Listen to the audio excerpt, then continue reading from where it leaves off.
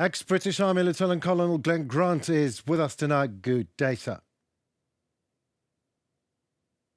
Good evening, sir. Good evening. Right, so it depends. So let's do it military way, straightforward way. Keith Kellogg as a special envoy for Ukraine. Some say it's the best ever Trump's pick for Ukraine. Can you please comment on that?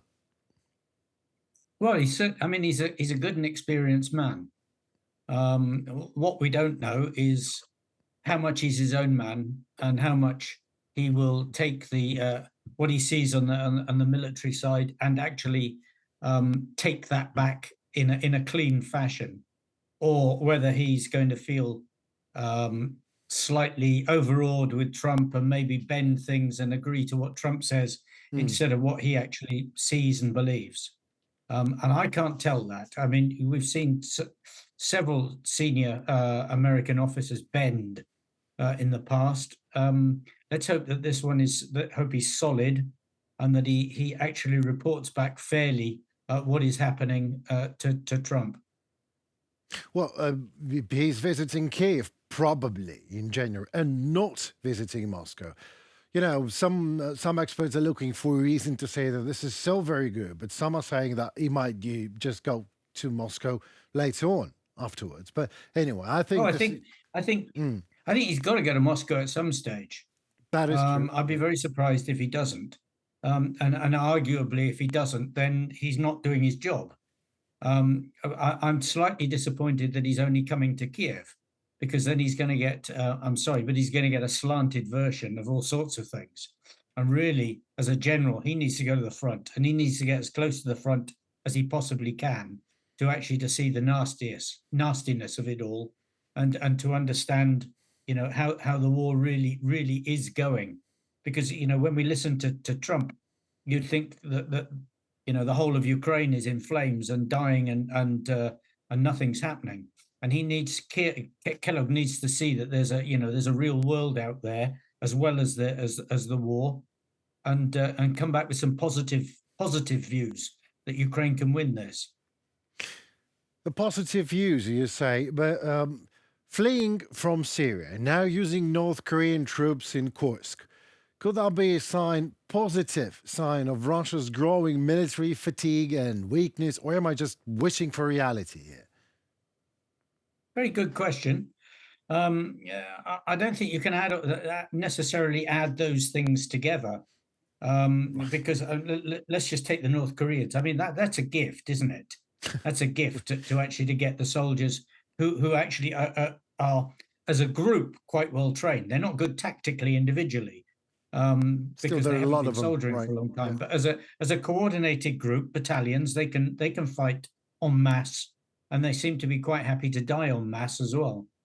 So that's a gift from him. When you allied that to the missiles, to all the ammunition that they're getting, and all that, of course, is saving Putin for the longer run, you could say. Right. Now, Syria, I'm not sure that Syria wasn't due for happening anyway, whether Russia was in there or not, because Russia has not been able to quell and to soften the opposition over many years now.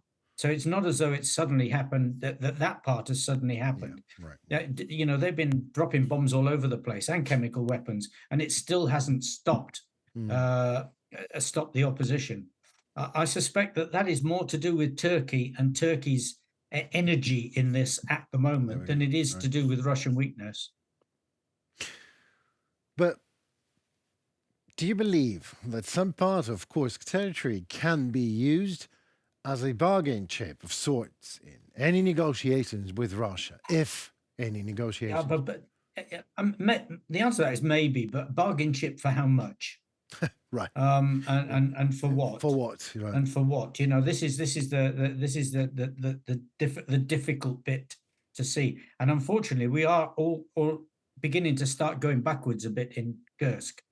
No, not because we don't have enough troops, because this is a nonsense put about. It's because the troops that we've got are not properly equipped to do the job that they have to do. Not sufficiently well equipped to do it. And so we may actually lose Kursk in 2-3 months' time. Well, But I'm pretty sure that the boys are not going to give up before Putin actually, sorry, before Trump actually right, takes power. right. Well, what I like the most about the conversations with you, Mr. Grant, is when you say we, Ukraine. You never say Ukrainian troops. You say we are going to Yeah, do this and that. So you are a very good and loyal friend of Ukraine. So thank you so very much for that. But thank you. turning back to your expertise and these negotiations, how real, how likely the whole idea is? I mean, because Putin thinks he is winning, whatever the reality is. He thinks he's winning, which might not be true, might be true, who knows? But can he be forced to any negotiations at that stage, at that point? Do you think? I think this is, that's a question that in a way you've got to actually ask Putin himself. Well, Um, maybe right. someone should go and ask him. But the thing I'd love about it to. is with this, with that single point is, if he does believe he's winning, he may just be looking for a strong enough excuse to mobilize. Um, and if he's looking for a strong excuse, then the fact that uh, Trump doesn't agree with what he keeps with Putin keep fighting or something else might be a different switch that actually triggers something that we hadn't actually expected. But generally, I just don't see why he should stop. I mean, Exactly. what is Trump going to do? Exactly. Okay, so he gives lots of weapons, Right. lots of weapons. Well, we've had lots of weapons, and it hasn't helped. Um, Nobody's going to put troops on the ground. We've seen that. We've had this argument. We've been there. The French, blah blah blah. Let's put troops on the ground. It's not happened. There are some troops inside helping directly, but most of those are volunteers.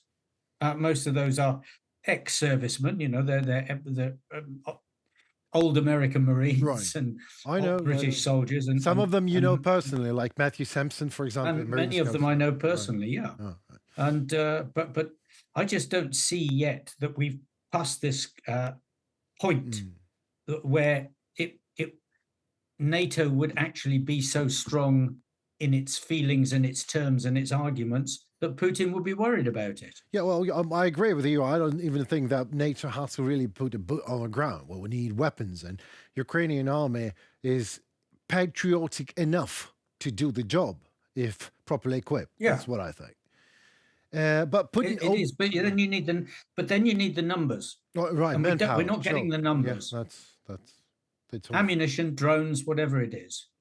numbers. That's right. But coming back to Putin, sorry for saying that. I never thought that I would say that. Yeah. Coming back to Putin, Putin openly, obviously takes for granted, looks to me, each and every peace effort, peace opportunity specifically created for him by President-elect Trump. Do you think this is the case?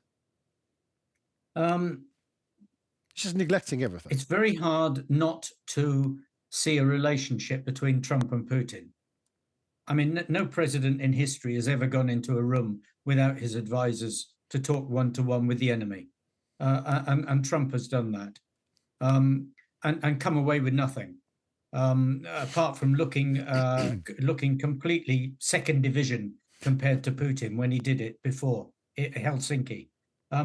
So if there is a relationship, then we have to remember that a peace agreement like now or a ceasefire Right. would be a political act. It would not be a military act, and Putin would use that to death. And he'd use it and he would abuse it because every single treaty, every single ceasefire we've had so far, he's abused. So why should That's we Russian style. believe any new one would be different? I don't think so.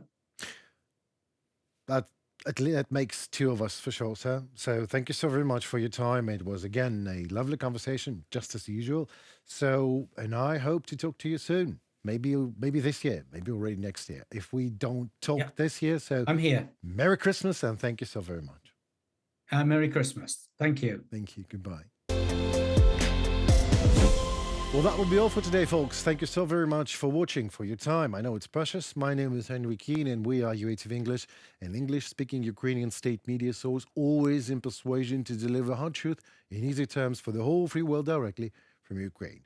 Please like, share, and comment. Your voice matters as it helps Ukrainian voice to be heard globally. So please stay safe and tune for more. Goodbye.